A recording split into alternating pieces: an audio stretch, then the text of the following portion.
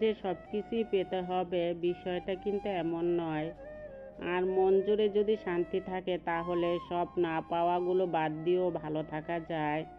আসসালামু আলাইকুম, কেমন আছেন সবাই? চলে আসলাম ইউটিউব চ্যানেলের রাইস ডায়েরি থেকে আরেকটি নতুন ব্লগ ভিডিও নিয়ে আপনাদের মাঝে। আর আমার আজকের নতুন ভিডিওটি সবাইকে শ্রদ্ধা, সম্মান, ভালোবাসা জানিয়ে শুরু করতে যাচ্ছি। আমি আশা রাখছি আমার আজকের নতুন ভিডিওটি আপনাদের কাছে ভালোই লাগবে। আর যদি ভালো লেগে থাকে তাহলে লাইক, শেয়ার, কমেন্ট অবশ্যই করবেন।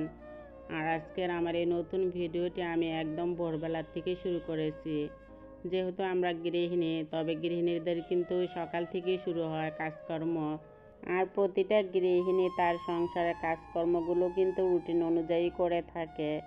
আর আমরা গৃহিণীরা কিন্তু প্রতিদিনের রুটিনকার কাজ বাদ দিতে পারি না। আর প্রতিটা গৃহিণীরই কিন্তু সকালটা শুরু হয় রান্নাঘর থেকে। আর আজকে কিন্তু আমি ভিডিওটা শুরু করেছি রান্নাঘর থেকে।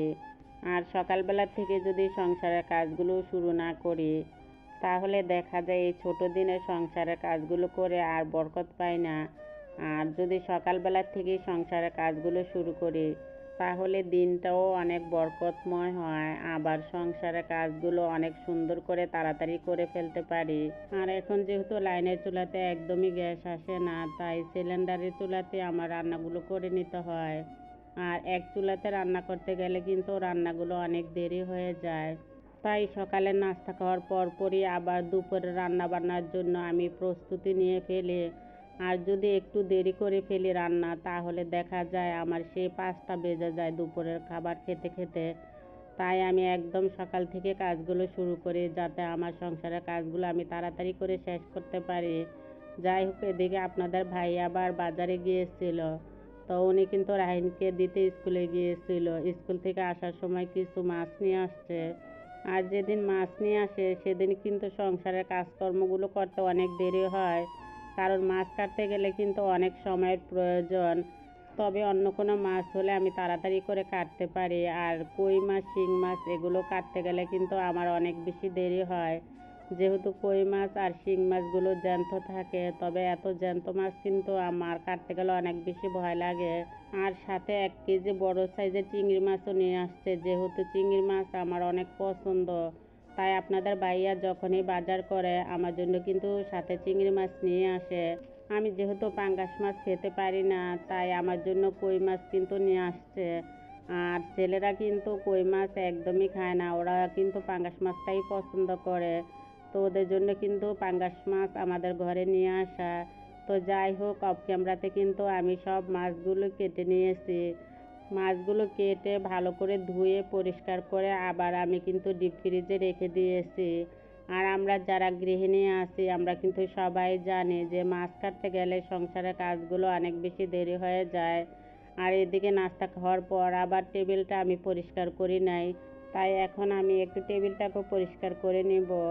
আর ছেলেরা খাবার খেতে গেলে কিন্তু টেবিলের উপর অনেকটাই ফেলে রাখে, তো টেবিলের উপরে কিন্তু অনেক দাগ লেগে থাকে। এগুলো কিন্তু আমার ডলে ডলে ওঠাতে হয়। তো ছেলেরা একদমই বোঝার চেষ্টা করে না। আসলে কি, ছেলে মানুষ তো, সংসারে কাজ করতে যে কি কষ্ট তারা একদমই বুঝতে চায় না। আর প্রত্যেকটা পুরুষ মানুষই বাহিরে যায় টাকা ইনকাম করার জন্য। তারা অনেক পরিশ্রমের বিনিময়ে কিন্তু টাকা ইনকাম করে ঘরে নিয়ে আসে। আর একটি গৃহিণীর অক্লান্ত পরিশ্রমের বিনিময়ে কিন্তু একটি সুন্দর সংসার গড়ে ওঠে। আমি এখন বারান্দাতে কিছু কাপড় চোপড় ছিল শুকনো, সেগুলো নিয়ে আসলাম ভাঁজ করার জন্য।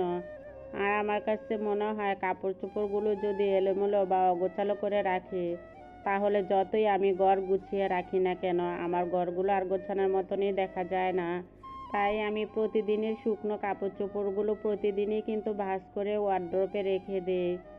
আর আমার ছেলেরা কিন্তু প্রতিদিনই অনেক কাপড় চোপড় ময়লা করে ফেলে, তাই প্রতিদিনই আমার ওয়াশিং মেশিনে কাপড় চোপড়গুলো দিতে হয় ধোয়ার জন্য। আর কিছু কিছু সুঅভ্যাসী মানুষের জীবনটাকে পাল্টিয়ে দিতে পারে। আর আমার সকালের ঘুমটা একদম ভোরবেলায় ভেঙে যায়। আমি কিন্তু কখনই অনেক বেলা পর্যন্ত সকালে ঘুমিয়ে থাকতে পারি না। আর আমি যদি সকালবেলা অনেক বেলা পর্যন্ত ঘুমিয়ে থাকি তাহলে আমার কাছে অনেক খারাপ লাগে। তো অনেকেরই আছে দেখি শুনি তারা বলে যে সকালবেলা ঘুম ভেঙে গেলে নাকি তাদের অনেক খারাপ লাগে, তবে আমার উল্টোটা।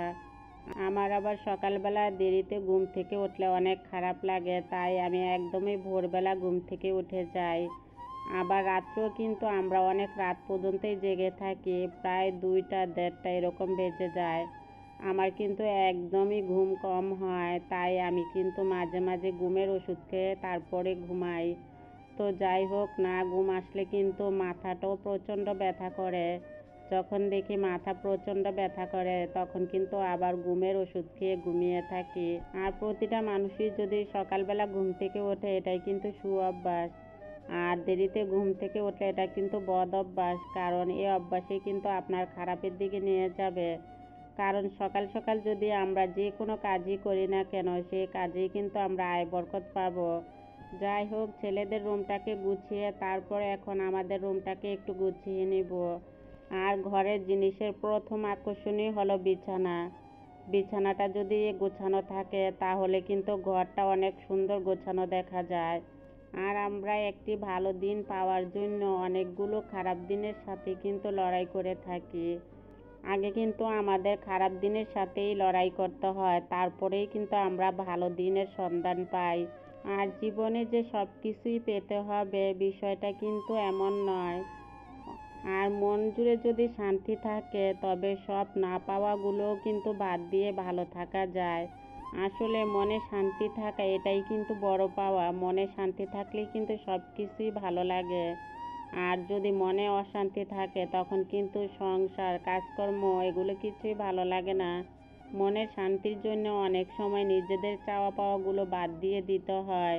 কারণ মনে যদি শান্তি থাকে তাহলে কিন্তু আপনি কুঁড়ে ঘরেও বাস করতে পারবেন।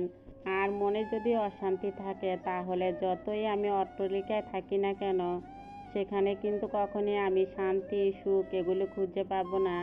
সুখ কিন্তু নিজের কাছে, কারণ আমি যদি মনে করি যে পৃথিবীর সবচেয়ে সুখী মানুষ আমি, তাহলেই কিন্তু আমি সুখী। আর আমরা এই দুনিয়াতে যতদিন বেঁচে থাকবো ততদিন কিন্তু সুখ দুঃখের সাথে লড়াই করে আমাদের বেঁচে থাকতে হবে। আর আমার হাতে যেটা দেখছেন এটা কিন্তু ঘড়ি, প্লাস এটা কিন্তু আবার স্পিকার। এটা দিয়ে কিন্তু গানও শোনা যায়, আবার ঘড়ির টাইমও দেখা যায়। আর আমি কিন্তু এটা রেখেছি ঘড়ির টাইম দেখার জন্য শো ক্যাবিনেটের উপরে। আর যাতে আমার ঘড়ির টাইমটা চোখে পড়ে, তবে ঘড়ির টাইম দেখেই কিন্তু আমার সংসারের কাজগুলো আমি করে থাকি। আর ঘড়ির টাইম দেখে সংসারের কাজগুলো করলে আমার কাছে মনে হয় অনেক তাড়াতাড়ি শেষ হয়ে যায়। সময় শেষ হওয়ার সাথে সাথে আমার সংসারের কাজগুলোও শেষ হয়ে যায়। তো যাই হোক, ঘরগুলো পরিষ্কার করে তারপরে কিন্তু আবার গোসল করে নিয়েছি।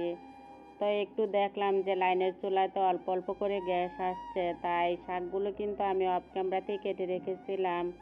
তো এত কাজ একলা হাতে সামলাতে গেলে কিন্তু আসলে শরীরটা বেশ অসুস্থ হয়ে যায়। শাক ভাজি করা হয়ে গেছে, এখন আমি নামিয়ে নিব। আর এখানে কিন্তু 2 পদের শাক একসাথে মিলিয়ে আমি ভাজি করে নিয়েছি। এক আটি কলমির শাক আর এক আটি কিন্তু ওই যে ছোট ডাঁটার শাক ছিল। আর শাক ভাজিতে কিন্তু আমি কিছু আজকে শুকনো মরিচ দিয়েছি। শাক ভাজি হওয়ার পর এখন আবার একটু মুরগির মাংসগুলো ভেজে আজকে রান্না করে নিব। আর অফ ক্যামেরাতে আমি মুরগির মাংসগুলো মেখে রেখেছিলাম ভাজার জন্য, তবে সব মশলাগুলো দিয়েই কিন্তু আমি মেখে রেখেছি।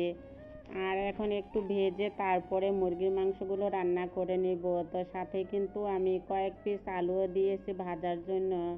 তো মুরগির মাংসগুলো কিন্তু আমার ভাজা হয়ে গেছে। আর আমি কিন্তু সিলিন্ডারের চুলাতে আলুগুলো ভেজে নিয়েছি যাতে রান্নাগুলো তাড়াতাড়ি শেষ হয়ে যায়। তো আমি কিন্তু অফ ক্যামেরাতে ভাত রান্না করে নিয়েছি।